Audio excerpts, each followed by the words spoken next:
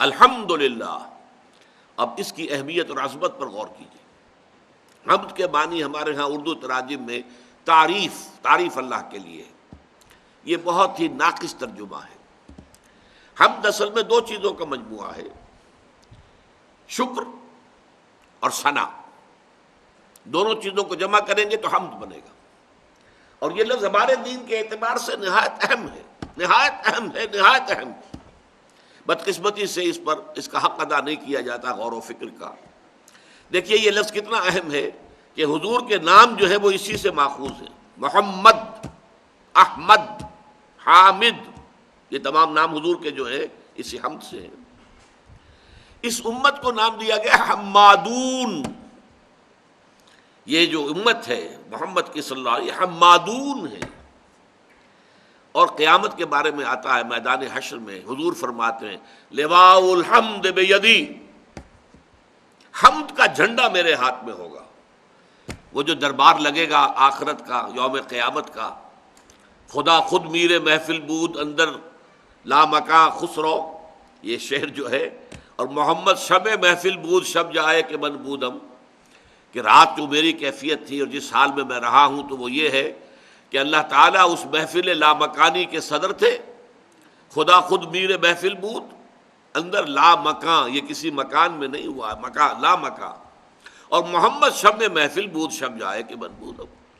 لیکن یہاں جو حدیث میں نقشہ کھینچا گیا ہے، جب دربار اخروی لگے گا، عدالت لگے گی آخرت کی، تو وہاں پر ایک جھنڈا ہوگا لواء الحمد، اللہ کی حمد کا جھنڈا، اور وہ حضور کے دست مبارک میں ہوگا لواء الحمد بیدی۔ اچھا، اسی طرح ایک بڑی عجیب بات حضور نے فرمائی ہے کہ اس دن میں اللہ کی حمد بیان کروں گا۔ اب یہ جو دربار لگے گا اللہ تعالیٰ کا، تو پہلے اللہ تعالیٰ کی حمد و ثنا ہوگی نا۔ یہ حمد و ثنا کرنے کا مقام اور مرتبہ کس کو حاصل ہوگا؟ محمد الرسول اللہ کو۔ لیکن حضور فرماتے ہیں اس دن میں اللہ کی جو حمد بیان کروں گا وہ آج نہیں کر سکتا۔ کیا وجہ؟ دیکھیے حمد کا سارا دار و مدار آپ کی اپنی انڈرسٹینڈنگ اور اپریسیشن پر ہے۔ کسی شے میں کتنا حسن ہے ہر شخص اس کا ادراک نہیں کر سکتا، اس کے لیے بھی صلاحیت درکار ہے۔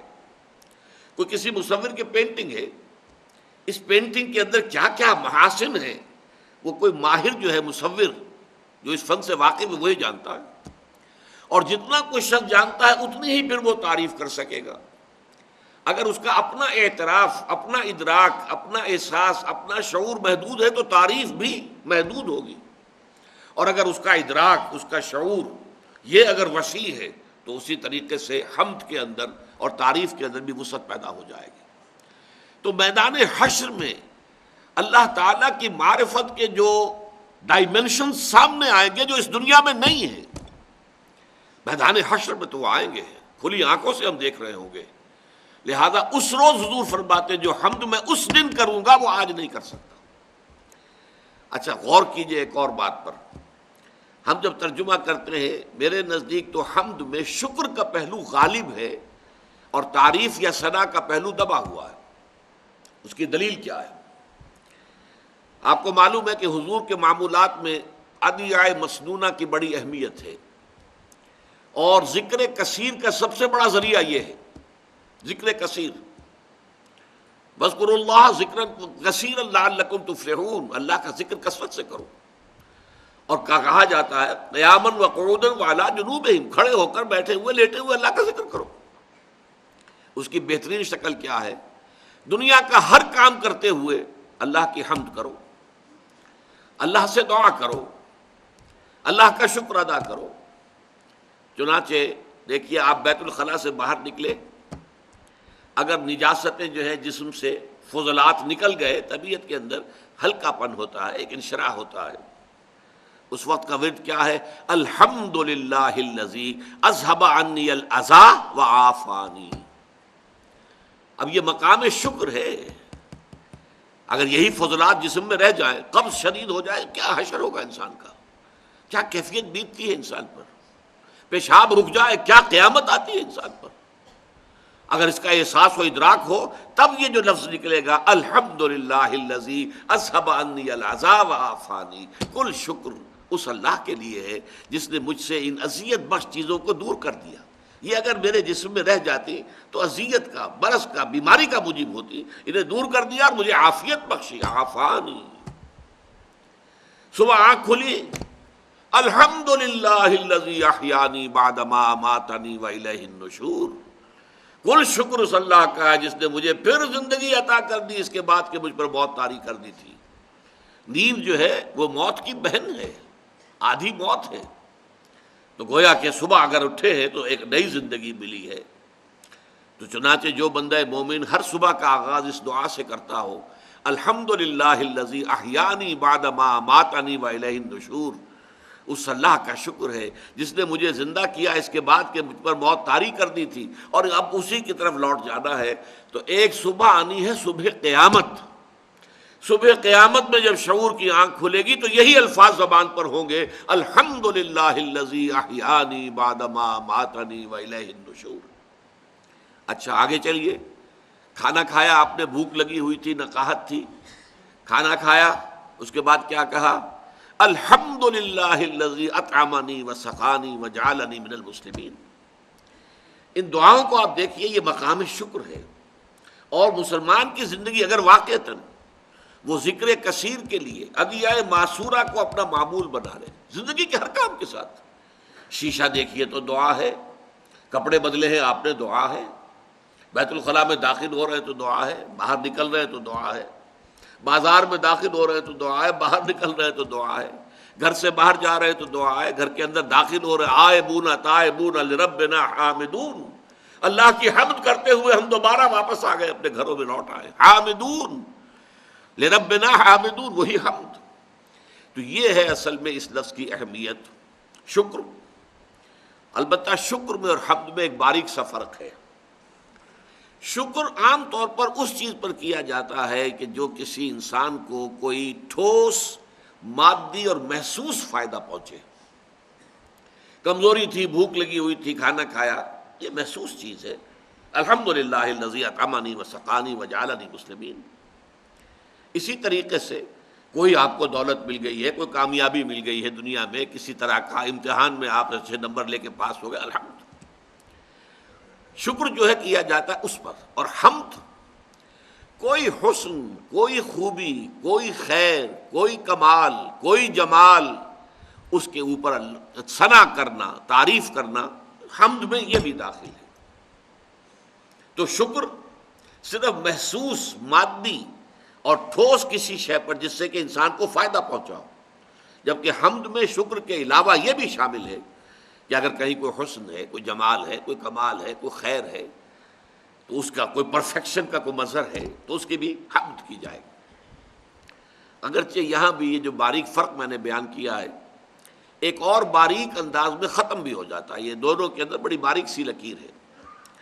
اس کے لیے ورڈز کی جو ایک نظم ہے ڈیفوڈلز، اس کا میں حوالہ دیا کرتا ہوں کہ شاعر نے نقشہ کھینچا ہے اس میں کہ میں ایک شام گھوم رہا تھا ایسے ہی، اور ایک پہاڑی سی راستے میں آ گئی، میں اس کے اوپر چڑھا، اس پہاڑی کی چوٹی پر پہنچا تو دوسری طرف جو وادی نظر آئی مجھے، اس میں ایک عجیب منظر میں نے دیکھا، پوری وادی ڈیفوڈلز کے پودوں سے بھری ہوئی، اور پھول جو ہیں ڈیفوڈلز کے وہ لہرا رہے تھے ہوا کے اندر جیسے کہ رقص کر رہے ہو، ناچ رہے ہو۔ تو یہ جو منظر میں نے دیکھا، اب دیکھیے اس سے کوئی مادی فائدہ تو نہیں ہوا، کیا ہوا؟ کوئی شے نہیں مل گئی، کوئی دولت نہیں مل گئی، لیکن یہ کہ اس کا احساس شاعر کا جو ہے کس قدر لطیف ہے۔ I gazed and gazed, but little thought what wealth the scene to me had brought۔ میں دیکھتا رہا، لطف اندوز ہوتا رہا، لیکن مجھے یہ خیال نہیں آیا اس وقت کہ محض اس دیکھنے سے، اس حسن اور جمال، اس کے مظاہر کو مشاہدے سے مجھے جو دولت ملی ہے وہ اس کا مجھے احساس نہیں ہوا اس وقت، بعد میں ہوا۔ کب ہوا؟ For oft when on my couch I lie, in vacant or in pensive mood, they flash upon that inward eye, which is the bliss of solitude, and then my heart with pleasure fills and dances with the daffodils۔ ایسا ہوتا ہے کہ میں کبھی افسردہ سا ہو کر کبھی لیٹا ہوا ہوتا ہوں اپنے کاؤچ پر اور میں اسی طریقے سے ادھیڑ بن میں ہوتا ہوں کہ اچانک وہ منظر میری نگاہوں کے سامنے آ جاتا ہے، انورڈ آئی، میرے دل کی آنکھ کے سامنے وہ منظر آ جاتا ہے جو میں نے اس وقت دیکھا تھا ڈیفوڈلز کو لہراتے ہوئے اور لہراتے ہوئے اور رقص کرتے ہوئے، اور اس منظر سے نتیجہ کیا نکلتا ہے کہ پھر میرا دل جو ہے باغ جسے ہم کہتے ہیں ہو جاتا ہے، اور وہ بھی ڈیفوڈلز کے ساتھ رقص کرنا شروع کر دیتا ہے. And then my heart with pleasure fills and dances with the daffodils. تو گویا کہ کسی حسن اور کمال کے منظر کو دیکھ کر بھی انسان کو کچھ حاصل ہوتا ہے، اگرچہ وہ بہت لطیف شے ہے، بہت سٹل شے ہے، اس کو عام آدمی کا ادراک اور شعور جو ہے شاید اس کا احساس نہ کر سکے، لیکن یہ کہ حمد کے اندر یہ دونوں چیزیں شامل ہیں. شکر میں صرف وہ چیزیں کہ جو انسان کو کوئی بالکل محسوس اور مادی اور ٹھوس فائدہ پہنچا رہی ہوں اس پر شکر، اور حمد میں وہ بھی، اور مزید یہ حسن اور کمال کے جو بھی مظاہر سامنے آئیں ان پر حمد. اب فرمایا الحمد، الحمد الف لام حسر کا ہے، الحمد کل حمد، تمام حمد.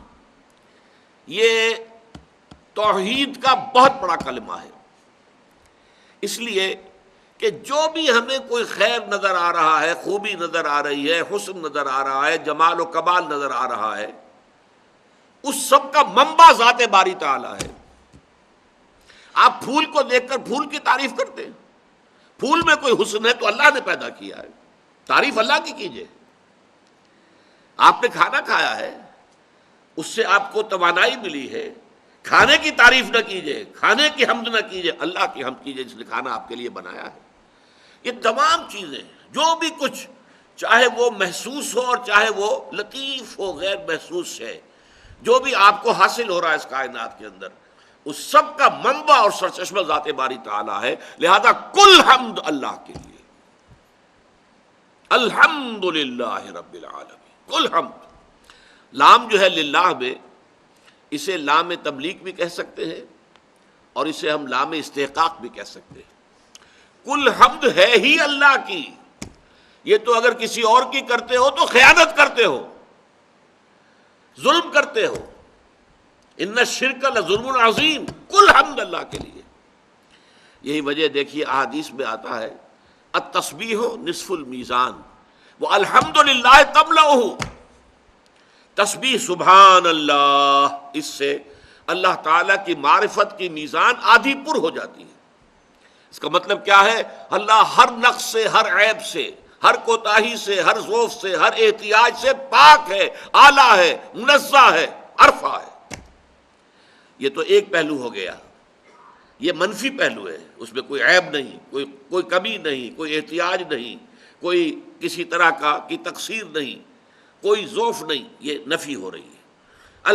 یہ سبحان اللہ، الحمدللہ تمام کمالات، تمام محاسن اللہ کی ذات میں جمع ہے. یہ الحمد. التسبیح نصف المیزان والحمدللہ تملأہ. تو در حقیقت کل حمد اللہ کا ہے، اللہ کی ملکیت ہے، اسی کی ہونی چاہیے. اگر کسی اور کے لیے آپ نے اس کو ڈائریکٹ کر دیا تو در حقیقت یہ خیانت کی، یہ شرک ہے.